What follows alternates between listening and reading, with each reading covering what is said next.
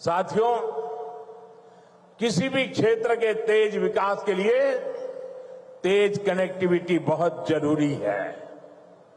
इसलिए हमारी सरकार का बहुत अधिक फोकस नॉर्थ ईस्ट में कनेक्टिविटी पर रहा है।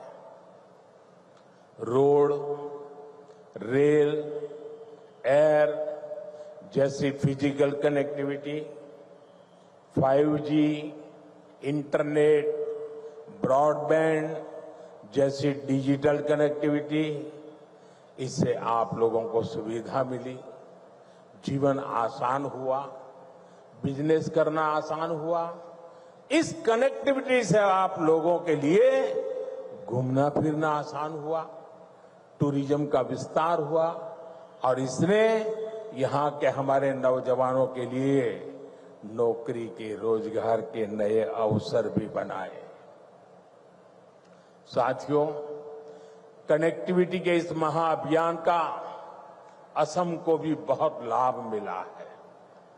मैं आपको एक उदाहरण देता हूं। आजादी के 6 दशक तक दिल्ली में कांग्रेस की सरकार रही। असम में दशकों तक कांग्रेस रही, लेकिन कांग्रेस ने 60-65 सालों में ब्रह्मपुत्र पर सिर्फ 3 पुल बनाए। 60-65 साल में 3। फिर आपने हमें सेवा करने का मौका दिया और 1 दशक में हमारी सरकार ने 6 बड़े ब्रिज बना दिए। 6 बड़े ब्रिज। अब मुझे बताइए, इतना काम करेंगे तो आप खुश होंगे कि नहीं होंगे? आपके आशीर्वाद मिलेंगे कि नहीं मिलेंगे? आपका प्यार मिलेगा कि नहीं मिलेगा? आप खुश हैं ना? मैं और भी काम करना चाहता हूं, बस आशीर्वाद देते रहिए।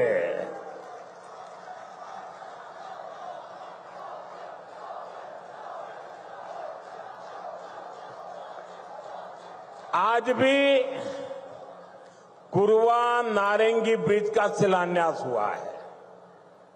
इस ब्रिज से गुवाहाटी और दरांग के बीच की दूरी कुछ ही मिनट की हो जाएगी। इससे आम लोगों के समय और पैसे की बचत होगी, ट्रांसपोर्टेशन सस्ता होगा, टाइम कम लगेगा, ट्रैफिक की परेशानियां कम होगी और इसके कारण कीमतें भी कम होती है। साथियों, नई रिंग रोड से आपको बहुत फायदा होगा। जब ये बन जाएगी तो ऊपरी आसाम की तरफ जाने वाली गाड़ियों को शहर में आने की जरूरत ही नहीं पड़ेगी। ये ring road 5 national highway, 2 state highway, 1 airport, 3 railway station और 1 इनलैंड वाटर टर्मिनल को आपस में जोड़ने का काम करेगा।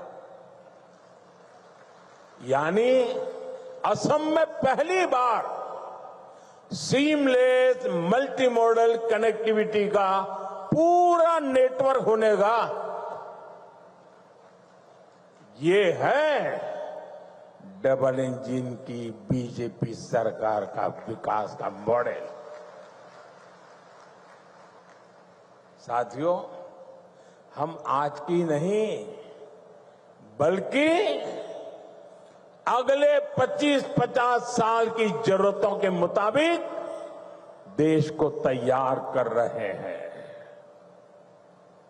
क्योंकि 2047 जब आजादी के 100 साल होंगे ना, विकसित भारत बना के रहना है दोस्तों। आपके लिए बनाना है, आपके बच्चों के लिए बनाना है, नौजवानों के उज्जवल भविष्य के लिए बनाना है। इसी कड़ी में मैंने लाल किले से घोषणा की थी कि अब जीएसटी में नेक्स्ट जनरेशन रिफॉर्म होगा। आज मैं इस रिफॉर्म की खुशखबरी के साथ आपके बीच आया हूं। आज से ठीक 9 दिन के बाद नवरात्रि का पहला दिन होगा। जीएसटी की दरें बहुत कम हो जाएगी और इससे असम के, देश के हर परिवार को फायदा होगा। रोजमर्रा की बहुत सारी चीजें और सस्ती हो जाएगी। हमने सीमेंट पर टैक्स कम किया है। इसके लिए जिसको घर बनाना है उसका खर्चा कम होगा। कैंसर जैसी अनेक गंभीर बीमारियों की अनेक महंगी दवाएं सस्ती हो जाएगी। बीमा कराना सस्ता हो जाएगा और जिस नौजवानों को मोटरसाइकिल लेनी है, नई कार खरीदनी है, वो भी सस्ती हो जाएगी।